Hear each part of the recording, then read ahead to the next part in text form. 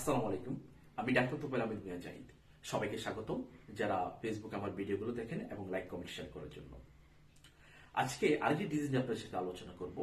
সেই ডিজিজটা হলো প্রস্রাব ইনফেকশন। মেডিকেল ভাষায় সেটাকে আমরা বলি ইউরিনারি ইনফেকশন এবং সংক্ষেপে আমরা ইউটিআই বলি। এই প্রস্রাব ইনফেকশনটা সেটা দুইভাবে হতে পারে। আমাদের মূত্রথলির উপরিভাগ থেকে কিডনি পর্যন্ত পাইলোনেফ্রাইটিস, যেটাকে আমরা বলি আপার ইউরিনারি ইনফেকশন। মূত্রথলি থেকে প্রস্রাব রাস্তা পর্যন্ত সেটা মূত্রথলিতে সিস্টাইটিস হতে পারে, এবং প্রস্রাবের রাস্তা ইনফেকশন সেটাকে আমরা বলি ইউরোথাইটিস, সেটাকে আমরা বলি লোয়ার ইউরিনারি ট্র্যাক্ট ইনফেকশন। তাহলে আমরা বুঝবো কিভাবে প্রস্রাবের রাস্তায় যে আমাদের ইনফেকশন হয়েছে।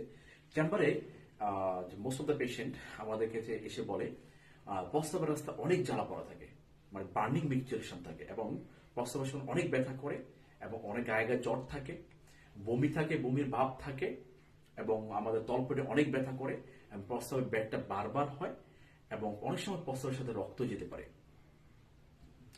তাহলে এর কারণটা কি প্রস্রাব ইনফেকশন হওয়ার?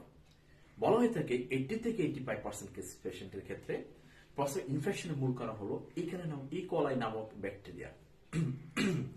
আদার প্যাথোজেন হতে পারে, সেটা ক্লেপসিলা, সিডোমোনাস, স্টাফিলোকোকাস স্যাপ্রোপাইটিকাস, স্টাফিলোকোকাস অরিয়াস, আর কিছু ফাঙ্গাল এবং ভাইরাল ইনফেকশন কারণ হতে পারে।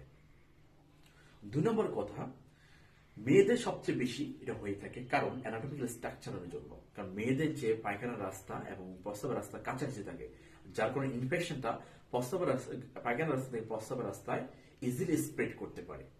3 নম্বর কথা, যারা মোটা মানুষ, ওবেসিটি তাদের ক্ষেত্রে হতে পারে।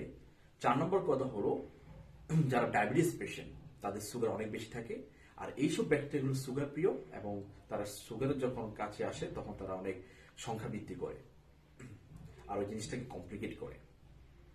5 নম্বর কথা হলো যারা আর্লি ম্যারেজ করে, তাদের আমরা বলি মেডিকেল ভাষায় হানিমুন সিস্টাইটিস বলি, তাদের হতে পারে। আর 6 নম্বর কথা হলো যারা প্রস্রাব আসে, প্রস্রাবটা চেপে ধরে রাখে, তাদের ক্ষেত্রে এটা হতে পারে। তাহলে আমরা প্রতিরোধ কিভাবে করব? প্রতিরোধ করতে হলে আমাদেরকে পর্যাপ্ত পরিমাণে পানি খেতে হবে, পান করতে হবে, পার ডে 2.5 লিটার করে। আর ভিটামিন সি সমৃদ্ধ জাতীয় আমাদের খাবার খেতে হবে। অবশ্যই সহবাসের আগে এবং পরে আমাদের যৌনাঙ্গ পরিষ্কার করতে হবে, পার্সোনাল হাইজিন মেনটেন করতে হবে।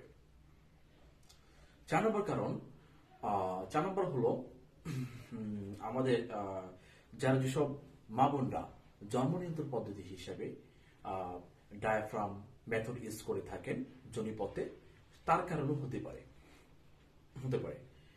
তাহলে আমরা সেটা কিভাবে আমরা ডিটেকশন করি যে প্রস্রাব ইনফেকশন? আমরা কিছু ল্যাবরেটরি পরীক্ষার মাধ্যমে আমরা প্রস্রাবের পরীক্ষা করি, এবং প্রস্রাবের আমরা কালচার করে থাকি, এবং আলট্রাসোনোগ্রাফি করে থাকি। আপনারা যারা এই সমস্যাগুলো নিয়ে ভুগতেছেন, তারা অবশ্যই চিকিৎসকের পরামর্শ নেবেন, এবং চিকিৎসকের পরামর্শ অনুযায়ী আপনারা সঠিক চিকিৎসা সেবাটা নেবেন। সবাইকে অসংখ্য ধন্যবাদ। আসসালামু আলাইকুম।